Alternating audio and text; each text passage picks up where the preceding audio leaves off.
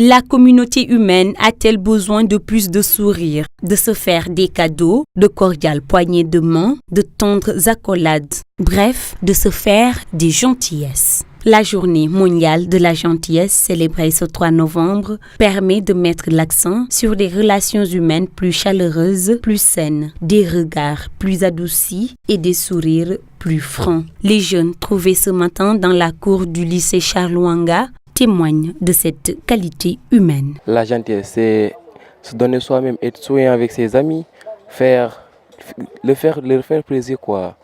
Être avec eux dans tout moment, il faut être avec eux. Quand ils sont en douleur, avec eux. Quand ils sont en joie, être avec eux. Partager leur joie, leur peine, tout avec eux, comme ça. Être gentil, c'est se donner soi-même, partager, se soutenir. C'est des actes que l'on pose. En témoignent ces adolescents qui traversent la période joviale de la vie. Être gentil, c'est toujours être souriante, marcher ensemble, donner des cartes, des fleurs, une petite sourire, et puis ça va. La gentillesse, tout d'abord, c'est l'humble. Il faut d'abord être humble, partager ce que tu as avec ton ami, tout ce que tu as, même s'il était un pauvre, il faut l'aider à avoir un peu de courage et pouvoir travailler. Quand il y a un ami qui n'a pas les moyens, il faut l'aider. Ça, c'est une gentillesse. Un sourire ne coûte rien et laisse des souvenirs inoubliables et rend les relations humaines plus chaleureuses.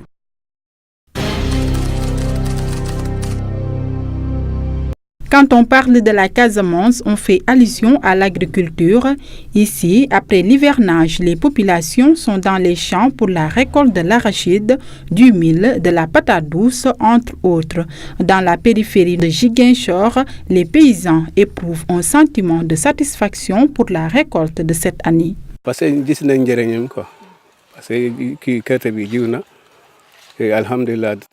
on rend grâce à Dieu. Cette année, la récolte est bonne. Auparavant, le pot de l'arachide était à 600 francs, mais aujourd'hui, on le vend à 350 francs.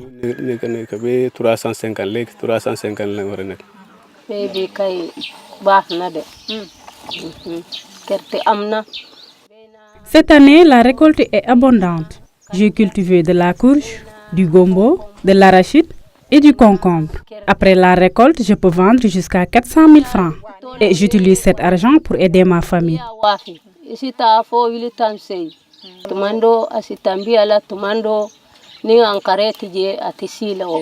Dans les champs, tout se fait à la main, en commençant par l'ensemencement jusqu'à la récolte, une situation très difficile pour ces agriculteurs qui demandent de l'aide au gouvernement. C'est un travail vraiment pénible. Nous n'avons pas de matériel adéquat. Tout se fait à la main. Nous demandons au gouvernement de nous aider. C'est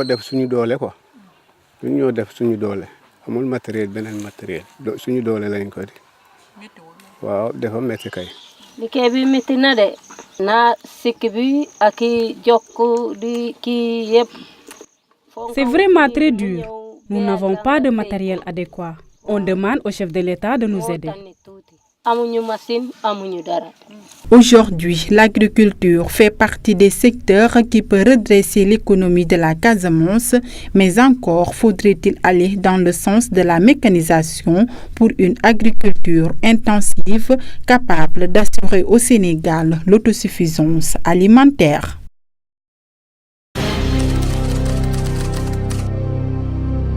Promouvoir la pleine participation des personnes handicapées à la vie socio-économique à travers l'entrepreneuriat, c'est le thème choisi cette année à l'occasion de la foire inclusive. À travers ces expositions, les personnes en situation de handicap mettent en exergue tout leur savoir-faire artisanal. La foire a commencé depuis hier. Mais le déroulement de la foire, c'est pour permettre aux personnes en situation de handicap d'exposer leurs produits qu'ils produisent au niveau de la région. On ne se plaint pas depuis hier. Les gens commencent à venir petit à petit. Mais on pense que d'ici demain, il y aura aussi un peu plus de monde qu'aujourd'hui. On a l'huile de coco, le savon à base d'huile de coco. On a l'huile de coco en tant que produit par les femmes en situation de handicap. On a un mélange d'huile contenant du tulukuna à cire d'abeille On a aussi de la crème pour des moquis, pour les cheveux. On a aussi du charbon fabriqué par les feuilles de mangue ou d'anacarde. Des feuilles de mangue sèches ramassées par terre ou d'anacarde. On a aussi des lipolèvres fabriqués par les femmes en situation de handicap. En partenariat avec Handicap International, l'ONG IMCA et le FONGIP, l'Union régionale des personnes handicapées, comptent promouvoir davantage toutes les potentialités des personnes en situation de handicap à travers l'organisation d'autres activités de ce genre.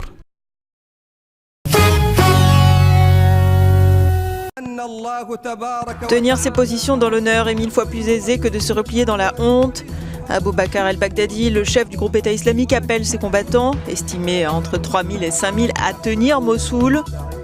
Dans ce premier message, depuis plus d'un an, diffusé par Al-Furqan, un média affilié à l'État islamique, le calife autoproclamé incite également ses partisans à s'en prendre à l'Arabie saoudite et à la Turquie, désireuse de s'impliquer dans l'offensive de la ville.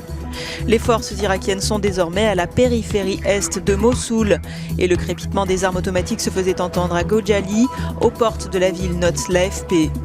L'armée avait annoncé hier une première incursion dans un quartier de l'est de Mossoul, mais la progression des troupes irakiennes et des peshmerga kurdes, appuyées par la coalition internationale, ont été ralenties en raison des vents de sable balayant les environs et des tirs de mortier du groupe État islamique.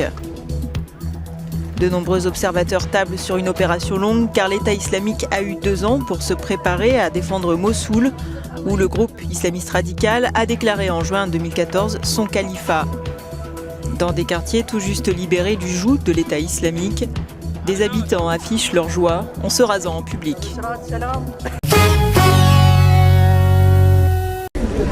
Recueillement et ferveur. Le Mexique vient de finir de célébrer son jour des morts, une fête de la Toussaint qui dure 2 jours et s'accompagne de nombreux rites folkloriques traditionnels.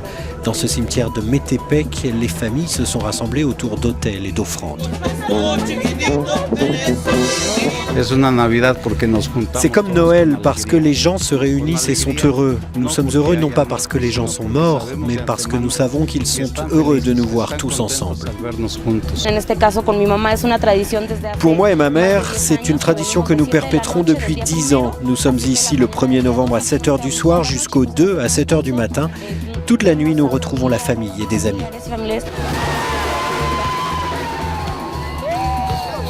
Dans le sud, dans l'état d'Oaxaca, des danses sont organisées toute la nuit. Les participants se déguisent en démons et portent des costumes qui pèsent parfois plusieurs dizaines de kilos.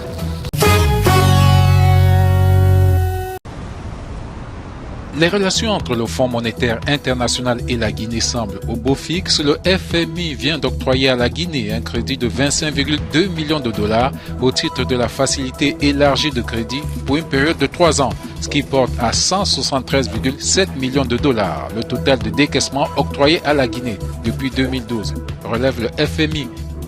Passé l'épidémie d'Ebola, l'économie de la Guinée se relance et le FMI projette une croissance de 5,2% cette année.